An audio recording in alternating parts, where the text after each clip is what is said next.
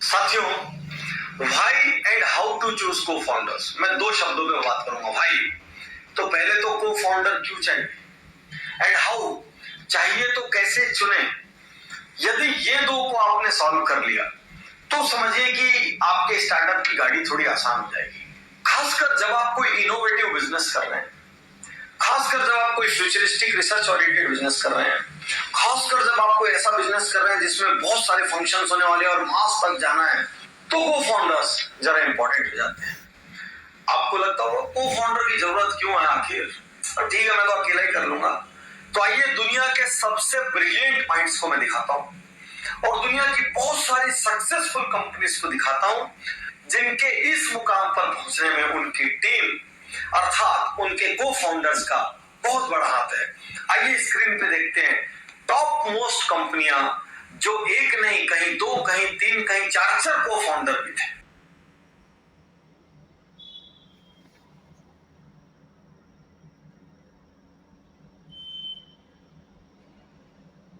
तो स्क्रीन पर इतनी फोटोज देखकर और इतनी नामी कंपनियों के नाम, इतनी दिग्गज हस्तियों के नाम और फोटो देखकर आप समझ गए होंगे ये बेवकूफ नहीं है। इन लोगों ने कच्ची गोलियां नहीं खेली है।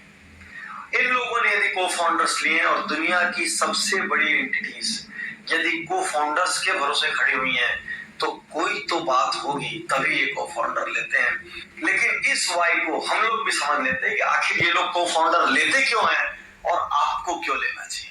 Moral and emotional support. साथियों, ये जो बिजनेस की जर्नी है ये इतनी इजी नहीं होती जितनी दिखती है।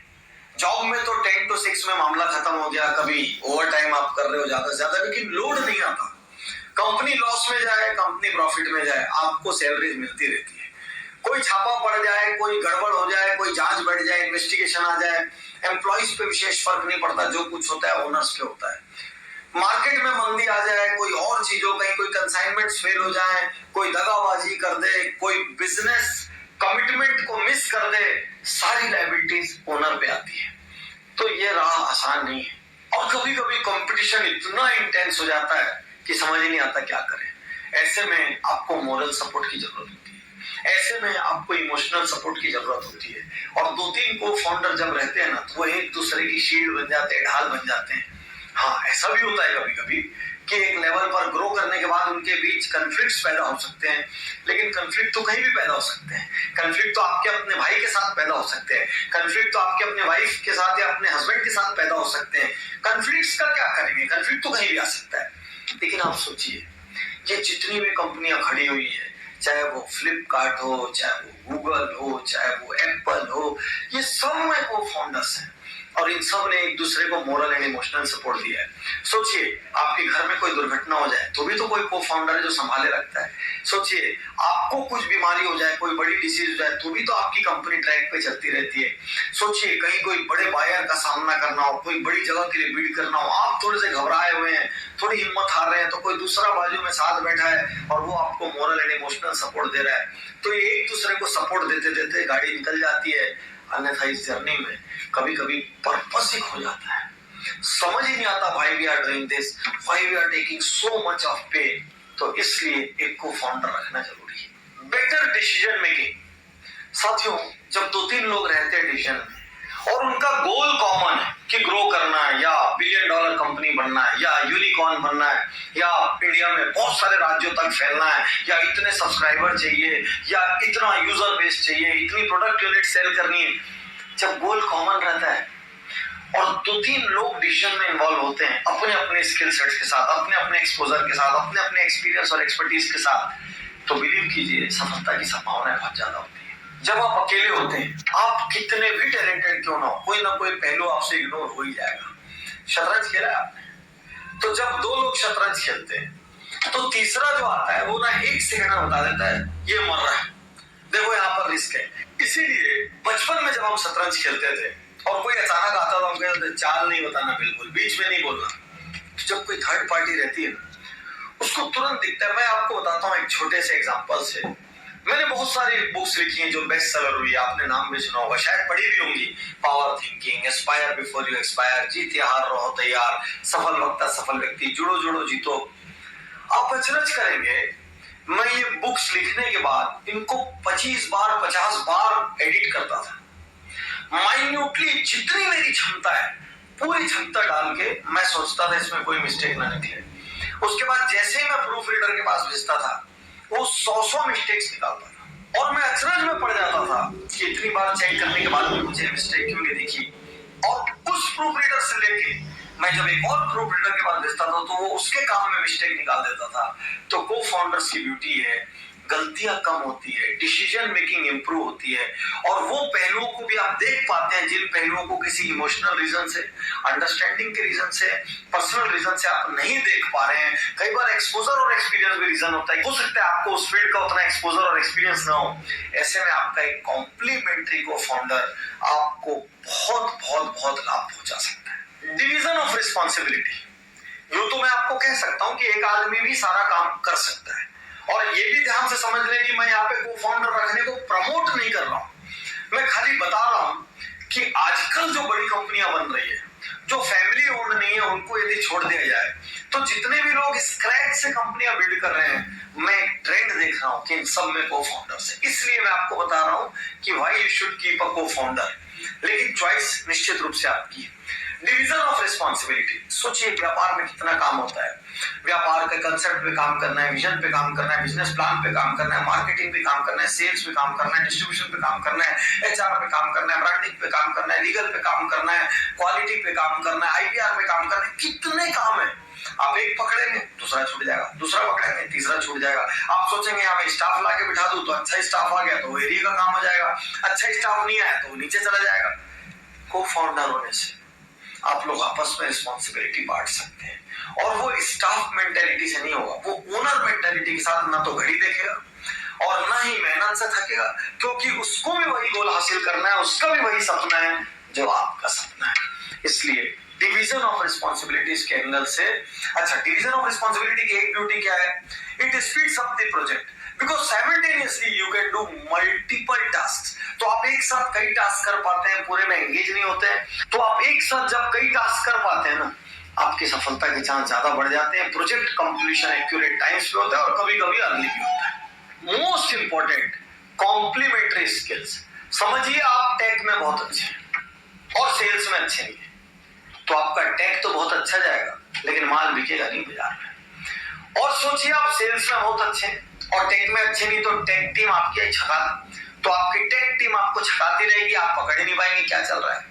तो कॉम्प्लीमेंट्री स्किल्स का अर्थ होता है कि मान लीजिए मेरा अकाउंट्स वीक है और मेरे किसी को फाउंडर का अकाउंट्स स्ट्रांग है, मान लीजिए उसका सेल्स वीक है मेरा सेल्स स्ट्रांग है, मान लीजिए उसका एचआर वीक है लेकिन मेरी लोगों की समझ बहुत अच्छी है, मान लीजिए मैं नेटवर्क बनाने में खूब बिलीव करता हूँ, वो जरा शाई है, इंट्रोवर्ट है।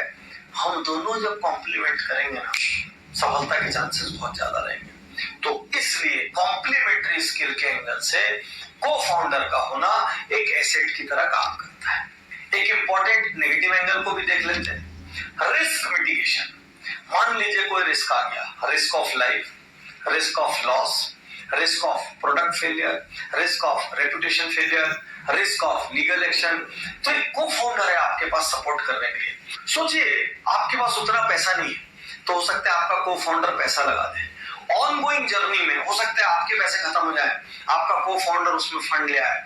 ऑनगोइंग जर्नी में हो सकता है लॉस हो जाए तो पूरा का पूरा आपका जाने की जगह 2 लोगों का 3 लोगों का जाएगा, वो सारे मिलकर उसको रिकवर करने का भी प्रयास करेंगे। यही ब्यूटी है कि जब आप को फाउंडर रखते हैं तो आपका रिस्क मिटिगेट हो जाता है, रिस्क कम हो जाता है।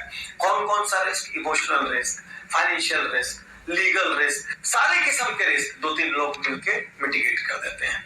तो ये तो हुआ why to have a co founder. तो मैंने आपको कारण बताया और मैं क्या बताऊंगा, स्टीव जॉब्स से लेके लैरी पेज से लेके टिम कुक से लेके सचिन बिन्नी बंसल से लेके सारे लोग बैठे हैं आपको बताने के लिए। मैं तो बहुत पीछे हूं, मैं तो आपको खाली गाइड कर रहा हूं।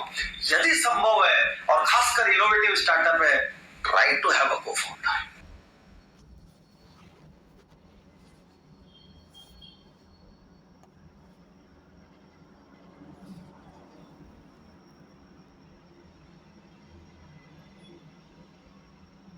How to select a right co founder. साथियों वाई पे हमने बात कर ली, अब कुछ बात हाउ पे कर लेते हैं, नहीं तो पता चला गलत सिलेक्शन हो गया तो ये गलत शादी की तरह है, गलत बीवी या पति मिल गया तो जीवन भर का मरण है। तो यहाँ पर भी जीवन भर जो है ना गाड़ी रगड़ाती रहेगी, खूब फ्रिक्शन होगा। सो हाउ टू चूज पे थोड़ा काम कर लेते हैं। पहले कुछ मिथ हटा, बहुत सारे मिथ है दुनिया में। मैंने किसी को इसलिए चुना because he is my best friend. अरे बेस्ट फ्रेंड होना अलग बात है, वो इमोशनल लेवल पे आपसे जुड़ा है, बचपन का आपका साथी, सब कुछ ठीक है, लेकिन बिजनेस के एंगल से उसकी उपयोगिता क्या है, वो किस जगह काम आएगा, क्या वो पैसे लेके आ रहा है, क्या वो स्किल लेके आ रहा है, क्या वो कॉम्प्लीमेंट्री स्किल लेके आ रहा है, क्या उसका कमिटमेंट डेडिकेशन का लेवल सेम है, क्या वो आपके गोल के साथ अलाइंड है, क्या वो भी बड़ा सपना देखता है, क्या वो बैलेंस्ड है। यदि वो बिजनेस के पैरामीटर पे राइट है तो वही आपका बेस्ट फ्रेंड काम का है, अन्यथा उस बेस्ट फ्रेंड को बेस्ट रहने दीजिए, नहीं तो 2 महीने बाद वो फ्रेंड भी नहीं बचेगा। I am choosing someone because he is having a great network. अरे ग्रेट नेटवर्क ठीक है अपनी जगह, विजन सेम है कि नहीं, अलाइंड हो कि नहीं, फिर से वही सारी बातें, मेहनत करने के लिए तैयार है, क्या गोल सेम है, क्या सब कुछ झोंकेगा, क्या वो और कोई खास चीज लेके आ रहा है। महज नेटवर्क होने से या किसी का पीआर अच्छा होने से जरूरी नहीं कि वो अच्छा को फाउंडर बने। He is also in same profession, we trust each other, we are family friends। ये सारी चीजों को एक साइड उठाइए और डस्टबिन में मुड़ के डाल दीजिए। क्यों डाल दीजिए? क्योंकि आपके सोचने का सिर्फ एक क्राइटेरिया होगा, ये मेरे बिजनेस के लिए सुटेबल है कि नहीं। आपको ऑडी का कोई पार्ट पसंद आता होगा तो ये थोड़ी कि आप उसको पकड़ के अपनी मारुति में लगा दें। भाई वो ऑडी में रहने दो, ऑडी चलाओ, ऑडी पसंद आ रही हो निकाल के मारुति में मत फिट करो। तो पर्सनल लाइफ में कोई बहुत अच्छा दोस्त है, सोशल लाइफ में कोई बहुत अच्छा दोस्त है, तो उसको वहां से उठा के बिजनेस लाइफ में लेके आने की कोई जरूरत नहीं है। हाँ, एसेट कैसे बन सकता है कि पर्सनल लाइफ में भी वो बहुत क्लोज है, हमारा ट्रस्ट लेवल बहुत हाई है, एक दूसरे पे बचपन से समझते हैं, और बिजनेस में भी उसका शानदार एक्यूमेन है, और हमारा गोल कॉमन है, विजन अलाइंड है, सब कुछ है। तो फिर तो आप ये समझिए आप राम मिलाई जोड़ी है, आपको भगवान ने खुद बनाया एक दूसरे की, तो आपको चिंता करने की कोई जरूरत नहीं। तो ये तो हुए मिथ जिनको हमको छोड़ना है।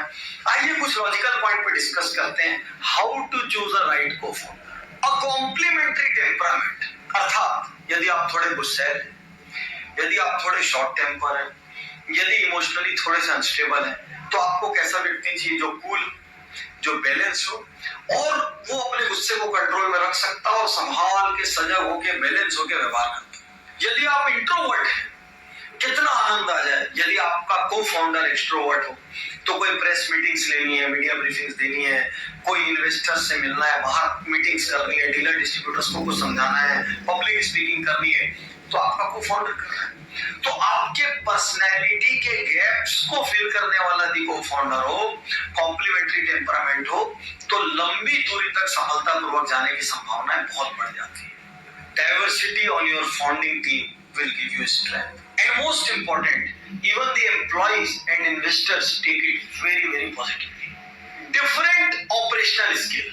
Suppose you are a product guru, so you need a sales guru. Suppose you are a marketing guru, then you need a operational guru. तो जब आप दो लोग डिफरेंट ऑपरेशनल स्किल के साथ आते हैं, तो बिजनेस के वो दोनों पार्ट एकदम बैलेंस हो जाते हैं। सोचिए यदि आप भी फाइनेंस में तेज है, आपका को फाउंडर भी फाइनेंस में तेज है, और दोनों के दोनों सेल्स में जीरो है, अब कंपनी का फाइनेंस डोमेन तो इंप्रूव हो जाएगा, सेल्स का क्या होगा। सोचिए आप भी इंट्रोवर्ट है और वो भी इंट्रोवर्ट है, तो कंपनी को पूरा पब्लिक माइलेज ही मिलना बंद हो गया, क्योंकि कंपनी के को फाउंडर्स पब्लिक में आना ही नहीं चाहते, एड्रेस ही नहीं करना चाहते, और जब एड्रेस करते हैं तो ऐसा करते हैं कि नीचे वाले जनता को लगता है कंपनी में दम ही। सोचिए दोनों के दोनों टेकी, तो भाई मार्केटिंग और सेल्स को कौन संभालेगा, क्योंकि अल्टीमेटली कोई चीज कहीं तो बिकनी चाहिए। तो सार ये है, कॉम्प्लीमेंट्री ऑपरेशनल स्किल्स की तलाश कीजिए यदि आपको फाउंडर ढूंढ रहे हैं तो। सिमिलर वर्क हैबिट्स, अब यहाँ पे ध्यान से समझिए, पिछले पॉइंट में मैं बोल रहा हूँ अलग अलग स्किल्स, और यहाँ पर मैं बोल रहा हूँ सिमिलर वर्क हैबिट्स। अब सिमिलर वर्क हैबिट्स क्या होती है? मान लीजिए दोनों के दोनों देर रात तक काम करने के आदी है, तो आपका हड़ताली शाम को शुरू होता है और रात को 12-1 बजे तक चलता है। दोनों के दोनों अर्ली मॉर्निंग राइजर्स हैं, 5 AM क्लब के मेंबर हैं, दोनों के दोनों सुबह जल्दी उठ जाते हैं, दोनों के दोनों जिम में भी मिलते हैं, दोनों के दोनों वर्क पे एक साथ पहुंचते हैं, दोनों खूब एक ही तरीके से काम करते हैं, किसी भी परिस्थिति में काम कर लेते हैं, दोनों की सिमिलर वर्क हैबिट्स हैं। अब इसी को अपन कल्पना करते हैं डिसिमिलर वर्क हैबिट्स। एक आदमी है मॉर्निंग प्लेयर, वो सुबह 8 बजे काम पे चले आता है, और 2-3 बजे वो फ्री होना चाहता है। दूसरा आदमी इवनिंग प्लेयर, वो 12 बजे काम पे पहुंचता है और रात को 10-12 बजे तक काम करना चाहता है। एक आदमी किसी भी तरीके से घर 6 बजे पहुंचना चाहता है, दूसरा व्यक्ति रात को 12-1 बजे तक काम करना चाहता है। तो धीरे धीरे उनके बीच में कॉन्फ्लिक्ट पैदा हो जाएगा। कोर टीम को यह समझ नहीं आएगा, कभी कोर टीम को एक को रिपोर्ट करने के लिए सुबह जल्दी आना पड़ेगा और दूसरी बात दूसरे को रिपोर्ट करने के लिए रात को देर तक रुकना पड़ेगा।